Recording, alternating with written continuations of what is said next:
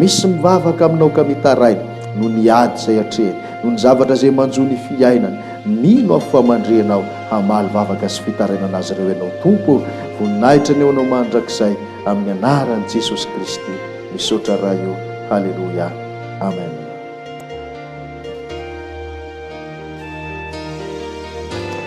Isaorana mandrakariva mola Andriamanitra satria azo antoka sy antenaina marina dia marina tokoa hoe ny aino any mivavaka nataontsika izy ary hitantana izao fotoana ho tanterahantsika androany izao.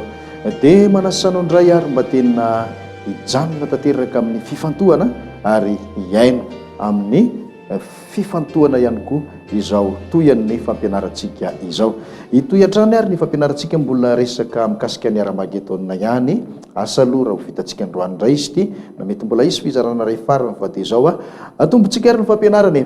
Ny zavatra hitantsika farany dia le mikasika an'ilay hoe Megido, zavatra efatra: fiantsiana, fotoana ifanomezana, ady ary faharesena sy fahafatesana. Ireo ny zavatra hita ao anatin'ilay hoe Megido.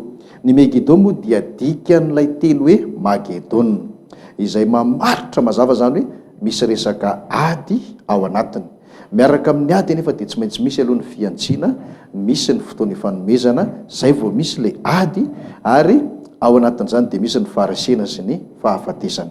Ka tsy mbola voazavantsika moa zany le hoe ahoana marina fandehan'le ady, aiza le toerana na dia hitantsika ary hoe za Megido zany ny toerana fanaovana ady, fa ndao toizantsika indray ary ny fanazavana dia azava aminao indray. Ny hojerevantsika indray zany dia le resaka mikasikasika ny antsoina hoe tendrombohitra. Somary azavaintsika tsikelikely izy dia ao amin'ny faraparany zany zay vao tena azavaintsika mitambatra le hoe Hara Megido na hoe Haramagedona. Dia raisina indray ary ny tenin'Andriamanitra hijery mikasikasika ny atao hoe tendrombohitra isika.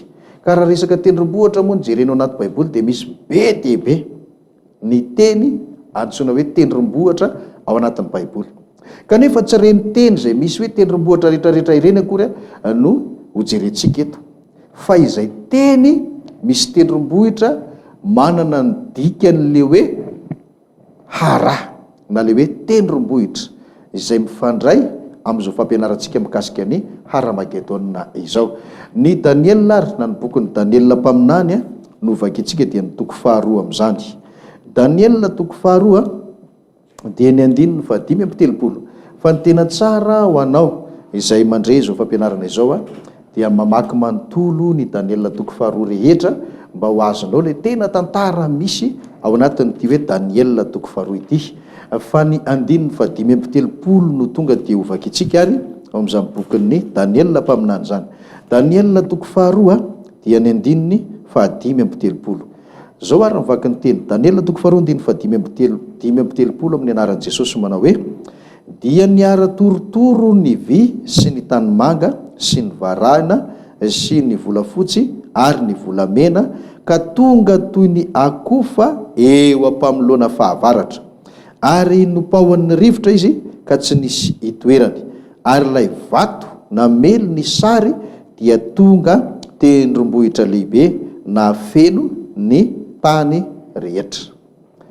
Zay le hoe ny tsara dia mamaky manontolo ny Daniela toko faharoa mihitsy ianao, dia tsisy zavatra anjavozavo aminao ary tsisy fanontaniana hipetraka aminao be dia be, fa misy tantara izy io zany nofina mpanjaka, dia io nofina mpanjaka io no nazavain'ny Daniela eto. Dia ny faran'le nofo zany dia hoe nisy vato anankiray niainga, tsisy nanainga izy io, tsisy nanentaka izy io, fa tonga dia ny anjera sy ny atota avy hatrany teo amin'ilay sary olona lehibe teo amin'ny tongony. Dia rehefa ny anjera teo amin'ny tongony zany ilay vato anankiray tsy nendahan-tanana, dia io vakintsika io ny vokany hoe potika daholo le sary vongana rehetrarehetra, dia ny pahoan'ny rivotra sy ny sisa arak'izay voasoratra eo. Fa le vato kosa rehefa avy eo vatony ny andohany dia lasa tendrombohitra lehibe ozy izy, lasa tendrombohitra lehibe. Dia io zany ilay tendrombohitra ho resahantsika eto. Rehefa vakinao indray zany ny teny rehetrarehetra, ny andinina rehetra ao aorianan'io 5:7 io dia hazava aminao indray hoe inona ny dikan'ilay tendrombohitra. fa manasanao a zany mba hamaky fa ny atsika moa zany fotoana miazakazaka be de tonga dia olazaiko avetrany le izy hoe nidikan'izay zavatra izay na hoe zay nofo zay de noaza vaino danelina ao arinan'io 5:7 io hoe ilay vato tsy nendahan-tanana tonga tendrombohitra lehibe de tsy inona ozy izy fa fanjakana hiorina ary hipetraka sy hanjaka mandrakizay. Lay sary olona mantsy rehefa vakinao tsara de manambarany hoe fanjakana ifandimby iseho eto an-tany de any amin'ny tongotra ny fanjakana farandrindra eto an-tany de ao aorianan'ny fanjakana farandrindra eto an-tany de tonga lay vato tsy nendahan-tanana de potika amin'ny fanjakana rehetra zany hoe any amin'ny fanjakana farany de ho rava ny fanjakana rehetra de fanjakana iray no handimby azy de tsy inona fa ny fanjakan'lay Andriamanitra lehibe de io zany lay atsona hoe fanjakana haharitra mandrakizay. Mbola ianarantsika momba an'io mbola ho azavaiko anao tsara hoe inona zany fanjakana mandrakizay zany de ino zany lay atsona hoe tendrombohitra zany hoe fanjakan'Andriamanitra haharitra mandrakizay de zany ny fanjakana hisy handimby ny fanjakana rehetra zay efa nisy sy ny fandimby teto amin'izao tontolo zao de io tsy misy io tendrombohitra io zany tsy misy io fanjakana io raha tsy misy aloha lay vato tsy nendahan-tanana de rehefa omenanao ny tena hevitry ny teny de zao lay vato tsy nendahan-tanana zay niova tendrombohitra taty aoriana fa tsy vato tsony de tsy inona akory fa ny fiavian'i Jesosy Kristy ilay tena Jesosy eny amin'ny raony lanitra de iny fahatongavan'i Kristy iny zany no antsona hoe vato eto de rehefa torotoro daholo ny fanjakana rehetra zay nge le Petera 2:7 hoe rehefa tonga Jesosy de ho rava ny tany ho levony zao rehetra zao tsisy tsony ny zavatra miangana sy misy eto amin'izao tontolo zao rava ny fanjakana rehetra manerana ny tany de Kristy tonga eo amin'irony lanitra io avy eo dia hitondra ny olona rehetra zay nesorina teto amin'ity tany ity any amin'ity atsona hoe fanjakana mandrakizay ity de zay no antenaiko matoa mivavaka zay no antenainao matoa ianao mivavaka fa ny ankoatran'izay zava-poana za zany eto de efa mimetraka teny sady hoe raha toy ianao mivavaka kanefa zavatra hafa no antenainao ma hoe mivavahanao de diso hevitra ianao fa ny zavatra tokony ho antony ivavahantsika de io zavatra io hoe ahazo anjarany amin'ny fanjakana maharitra mandrakizay io mbola ianarantsika ho izy io dia zay zany ny zavatra isy zay de raha za zany mivavaka any ny fanantenako ianao koa tiako hoe mivavaka ianao any ny fanantenanao de ny olona rehetrarehetra hatramin'ity Daniela mpaminanina hitan'ity fahitana ity de efa manantena fa hanana anjarany amin'izany fiainana mandrakizay zany na hoe fanjakana maharitra mandrakizay.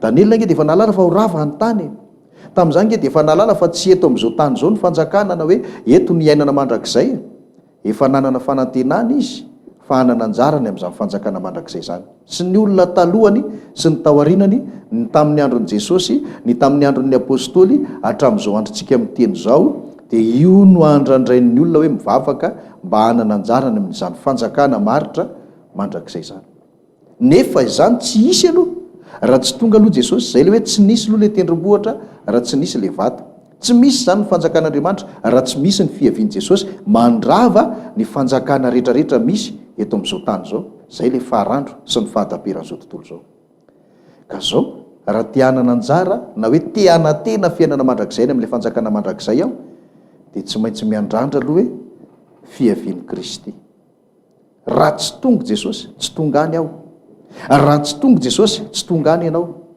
noho izany raha te handrandra an'izany tsika de miandrandra sy manantenalo lay fiavian'i Kristy fa izay ho raisina amin'ny fiavian'i Kristy io no ho tafafindra any amin'ilay fanjakana mandrakizay fa zay tsy ho raisina amin'io da vela eto amin'ity fanjakan'ny tany ity de ho dorana ho levona ho may de mbola hisy toy any aorianan'izay mbola inarantsika any aoriana de averiko tsandrina tsara zany hoe ny mpivavaka rehetra zay tena mpivavaka hatramin'izay ka hatramin'izao de manantena ny fiavian'i Kristy hoe handray azy Jesosy rehefa tonga Jesosy de rehefa mandray azy Kristy de afindrana any amin'ny ilay fanjakana mandrakizay zay ny fanantenan'ny olona rehetrarehetra de za zany zao miandra ny fiavian'i Jesosy handray enganenao koa tahaka an'izany de zay fanantenana zay ato anatiko sy ao anatin'ny olona zay manantenana zany na ny hatramin'izay na ny amin'izao fotoana izao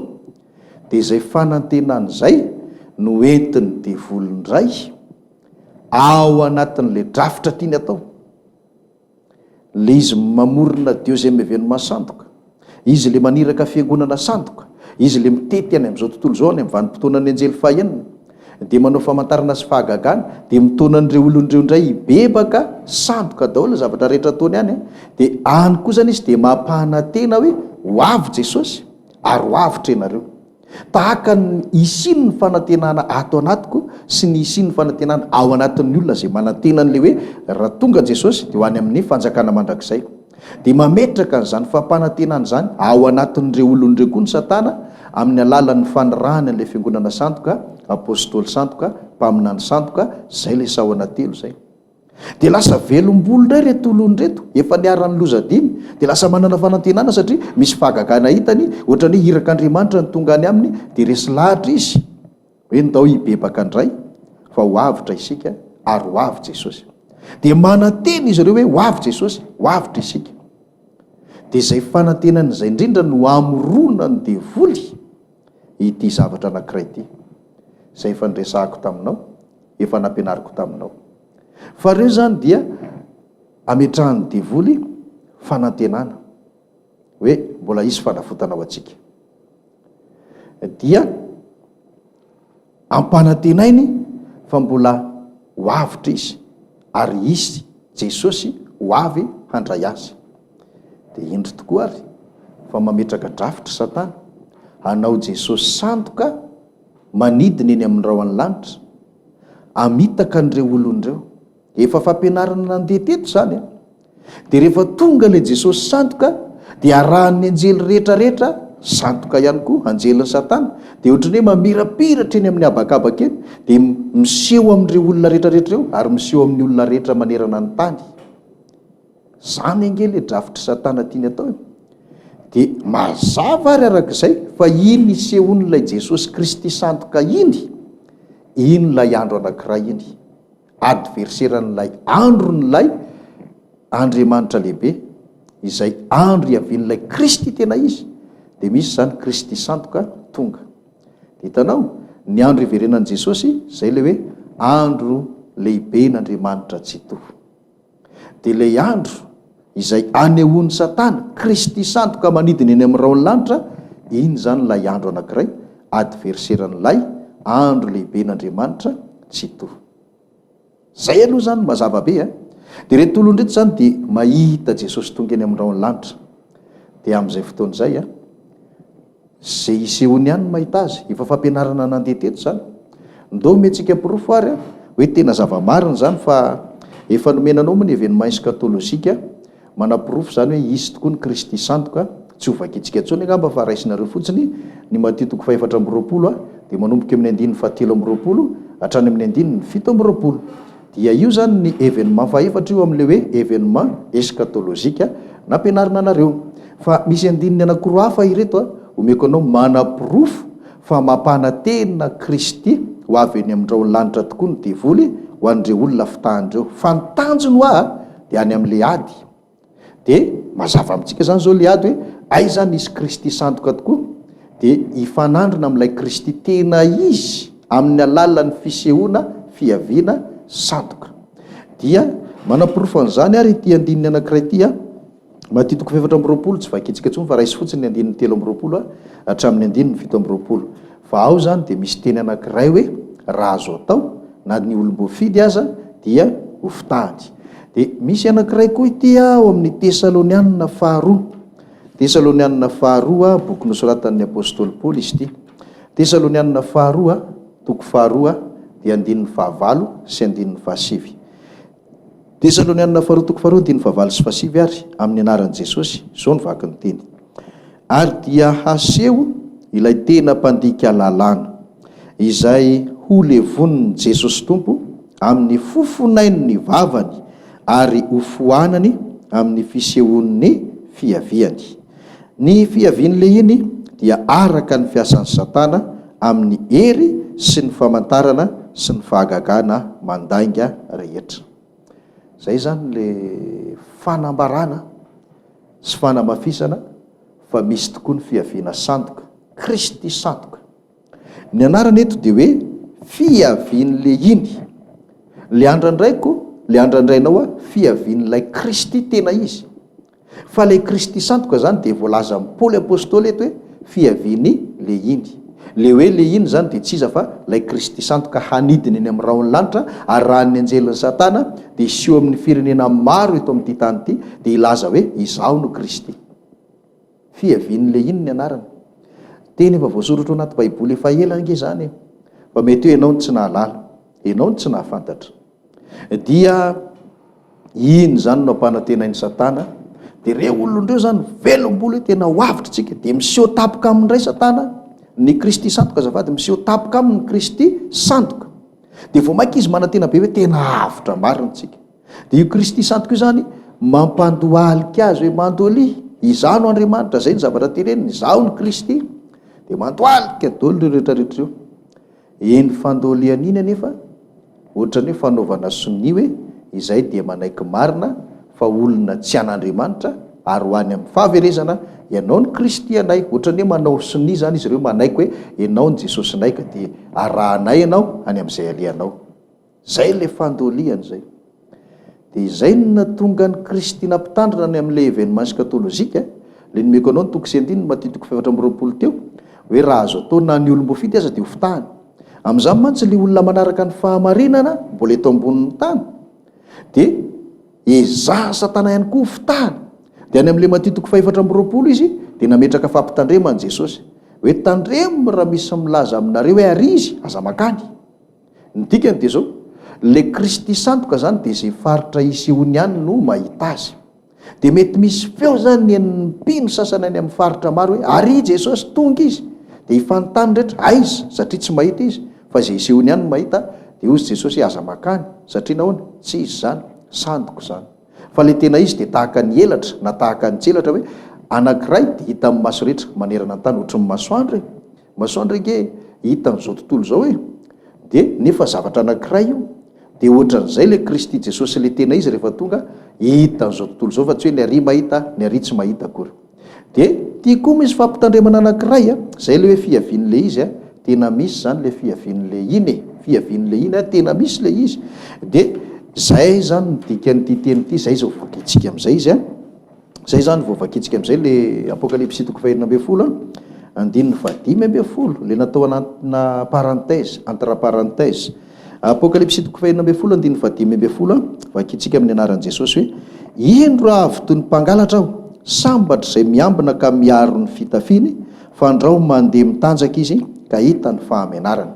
Ity teny ity zany dia mitovy amin'le tenin'ny Kristy ihany hoe raha misy manao hoe ary izy aza makany, fa na ny olom-boafity aza dia ho fitahany.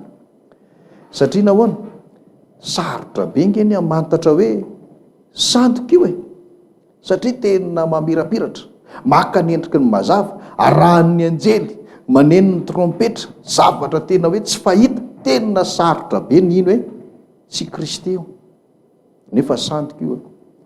Eritreritra tsara fa ianao ane olombelona ary mahafitaka anao efa ny akamaroantsika rehefa voafitako ny olona daholo, nefa olona mitovy aminao dia namitaka anao. Maika fa hoe zany zavatra zany sarotra be ny tsy ho voafitaka. Fa zao misy sekre ao, misy zavatra nambaran'ny Kristy hoe raha tsy te ho voafitaka ianao dia zao. Fa io tsy voalazantsika eto. Misy fotoana zany itenenana an'izany hoe ahoana ny tokony atao dia tsy ho voafitaka ilay Kristy sandoka ianao, fa sarotra be satria anjely manidina be dia be, mazava sy mamiratra, sarotra be. Fa io le tenin' Jesosy io za mbola tsy tonga amin'izay ozy, fa ho avy toy ny mpangalatra, indro avy faingana ho avy toy ny mpangalatra. Zany hoe aloha kely ny atongavan'ny Kristy ingeny tonga le Kristy sandoka. Zay le événement eschatolojika ny anarantsika izay. Ka raha tsy miambina ianao dia ho tratrany, ho voafitaka. Zay le hoe sambatra izay miambina. Tena marina zany fa ny zavatra resahana eto dia ny fiavian'i Kristy sandoka. Fiaviana Kristy sandoka. Dia ndao ary aloha somary amafisitsika amin'izay mifanazavana satria ny tena tiako azonao mantsy dia hoe inona marina le zavatra iseho amin'izany ary inona le ady. Fa averiko aingana be zany hoe maniraka fiangonana ny satana satria naniraka ny fiangonany koa Andriamanitra. Dia ireo fiangonana satana ireo fiangonana santoka, apôstôly santoka, mpaminany santoka dia mitety an'izao tontolo izao. Dia ny tanjony sy ny antony anyrahany an'ireo fiangonana santoka ireo dia hoe hanangona an'ireo olon'ireo ho any amin'ny ady. Dia ny anaran'ilay ady dia hoe adin'ilay andro lehibe n'Andriamanitra tsy to. Fa rehefa mandeha ireo fiangonana santoka ireo tsy miteny andaontsika hiady, andaontsika ho any amin'ny ady, fa mitory fibebahana mitona ny olona hibebaka hoe mibebah ianareo, mbola ho avitra ianareo, ho avy-tsy ho ela Jesosy. Dia manao fahagagana izy, tsy fantatra le fahagagana ataony amin'izany na inona dia resy lahatra daholo reo olon'ireo nefa lefa ny teny ratsain'Andriamanitra efa tsy mibebaka intsony, fa eo zany izy dia hibebaka indray. Dia tena hoe anaiko hoe tena vonona izahay hiova, nefa efa hiaran'ny loza-dimy izy. Ho avy Jesosy dia mitety fireneny reo fiangonana rehetrarehetra ireo fa fiangonana santoka dia be dehibe ny anaiky azy reo olona efa voafitaka ihany zany. Dia ao aoriana zay rehefa voatetiny ary zao tontolo zao dia manomboka miseho amin'izay le Kristy santoka. Dia mitety firenena ihany koa le Kristy santoka, dia tsy fantatro na firenena firy aloha sy faritra firy no ho voatetiny. Mety misy ny tsy ho voatetiny, mety misy ny tsy isehony, fa hitety firenena izy satria amin'izay fotoana izay zay isehony ihany no mahita azy, fa tsy izao tontolo izao akory. Dia izay olona mahita azy zany dia mandohalika aminy, dia mandohalika aminy, dia mandohalika aminy. Dia izao ary izay zavatra ataon'ny satana izay indrindra, ilay hoe fiantsina. Ny dika zany dia izao, mamatotra olona ho anazy alohan'ny hatongavan'i Jesosy izy. Kanefa voafitaka moa dia efa anazy, fa mbola voafitaka indray mandeha, fa ezahany fitahana ihany koa le hoe efa nanaraka ny fahamarinana. Dia izay no natonga an'i Jesosy nanome fampitandremana ao amin'ilay 5:10 ao amin'ny Apokalipsy 2:20, entre parenthèse nanoratana azy. Io fampitandremana io ihany koa izay efa nisoratana tany amin'ny Matthieu 4:20 any amin'ny événement eschatolojika, le hoe raha misy manao aminareo hoe ary izy aza makany, fa na ny olom-boafidy aza dia ho fitahany. Dia izay zany le fiantsiny zay hoe manana andro lehibe Jesosy Kristy le tena izy, manana andro lehibe Andriamanitra, le tena Andriamanitra ray any an-danitra. Dia manao koa izy, za koa izy anao fiantsina anie zany, fiantsina zany. Dia izao ary rehefa voatetiny amin'izay firenena rehetra izay mety hoe azo nisehoana sy vitany amin'izany fotoana izany, fa mety tsy ho vitany izao tontolo izao, dia tonga le tena Kristy tena izy. Dia eo amin'izay zany tsika mahita hoe io ilay Kristy santoka miseho any amin'izay toerana isehoan'ny farany. Tonga amin'izay le tena Jesosy Kristy miseho manerana an'izao tany rehetrarehetra izao. Dia misy zany Kristy tena izy ohatrany hoe midadasika be, mivelatra be, hitan'izao rehetrarehetra izao. Fa ao anatin'izay misy apahany kely, ohatrany hoe mazava kely, ilay Kristy santoka kely. Ilay tena Kristy dia tena manerana an'izao rehetrarehetra izao, fa ilay Kristy santoka zany dia kely, ohatran'ny hoe volana anga raha ohatra ka hoaritsika ny be. Fa ilay Kristy tena izy zany dia manerana, zany hoe mitodika miankandrefana ianao mahita mazava fahazavana sy voninahitra ilay Jesosy tena izy. Mety tsy nany namena varitra, ny faravodilanitra rehetra dia feno ny fahazavan'ilay tena hoe Kristy tena izy. Fa ao anatin'izay ohatrany hoe mahita ohatran'ny volana amin'izay ianao, nangezangeza no volana ilay Kristy santoka.